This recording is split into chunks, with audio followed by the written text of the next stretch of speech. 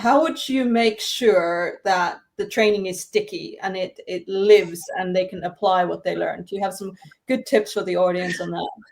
It's such a great point, because I think we've all been guilty of attending training courses and then getting a massive book or whatever, course paperwork, and then putting it in a drawer and never looking at it again, and just going straight back next day to whatever it was that we were doing before, and doing exactly the same thing as we've always done.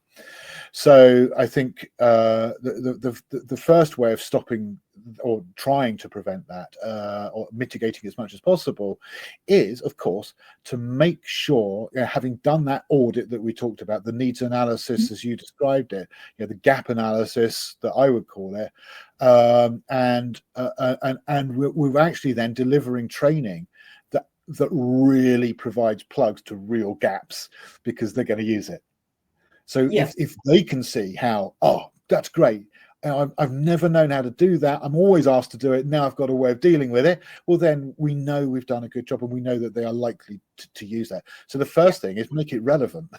Okay, make sure you explain that it's relevant. And the second thing is, I think we're all hesitant to use something that we're not 100% comfortable with live with a client, because who knows what might happen. We might end up looking foolish.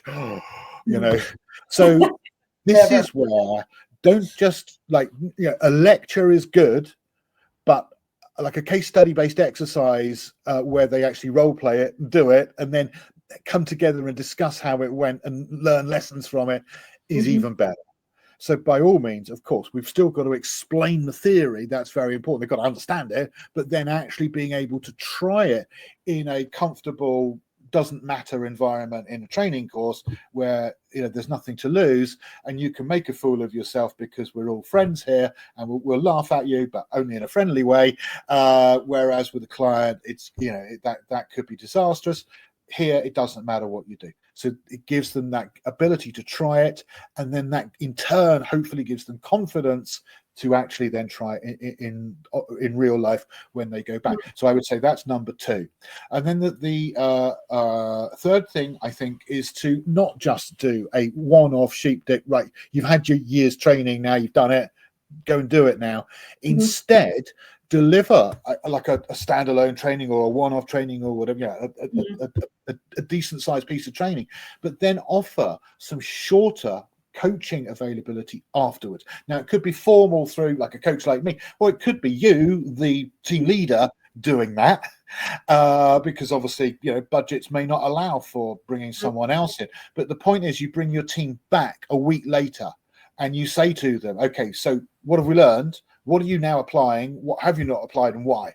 Okay, and you help them then to apply that. And I would continue that, in fact, ideally, ad infinitum, because this is ongoing, continuing professional development. It says continuing at the beginning of CPD, right? So it should be an ongoing process, and that's how we're going to get the best of it. And then finally, rather than have a 300-page detailed catalogue of notes, which could be handy, but for most people they'll never look at again because no one's got the time, maybe it would be good to produce some very highly summarized 2 or 3 sheet type crib notes that are going to be something they can put in front of them when they're on the phone or on a webinar, and it's just very, very easy for them as a playbook just to get the very, very broad bullet points and to go through almost like a checklist.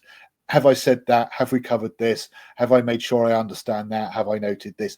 Without any more detail perhaps than that. I think that's very handy, because like you said, people can't remember unless they have something necessarily, something to prompt them a little bit and practice with. And I'm pretty sure there's tools today in this landscape of AI kind of to help you to say, this is what your call could look like, and create your call summaries and incorporate some of these learning tips in there. Well, that's a great idea. Yeah. And AI is fantastic. AI does everything, I mean, just go on to ChatGPT and say, right, imagine you're my client, you are a financial company, you're an accountant, and I'm coming in, you bought my software, and I'm coming in to welcome you.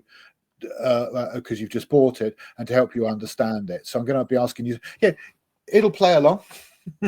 Yes. Do a whole conversation. I mean, I've seen sales practice for sure with AI, these kind of scenario role playing things.